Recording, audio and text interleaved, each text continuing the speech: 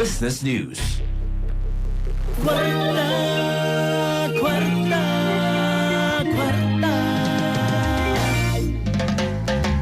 Sa kasika sa panglawas, 6 months nga grace period gihangyo sa Bangko Sentral ng Pilipinas alang sa mga loans tungod sa oil crisis.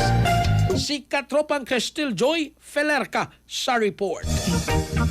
Nanghangyo ang Bangko Sentral ng Pilipinas sa mga bangko ug uban pang financial institutions nga maghatag og grace period nga hangtod 6 ka bulan sa pagbayad sa loan tungod kini sa padayon nga pagsaka sa presyo sa lana nga nakaapekto sa ekonomiya.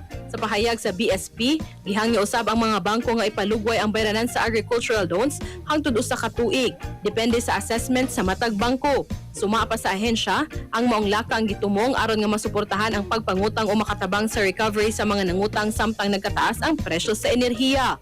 Idasig usab sa BSP ang mga bangko nga suspensohon sa makadiyot ang bayad sa online banking ug e-money services. Lakip ang InstaPay ug PesoNet transfers aron maminusan ang gastos sa publiko.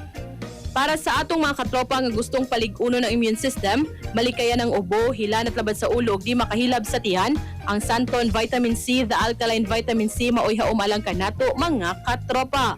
Alang sa nag-iusang Pilipino para sa Pilipinas, kininyong katropa Cristel Joy Felerca, XFM News. Kasikas Express Balita.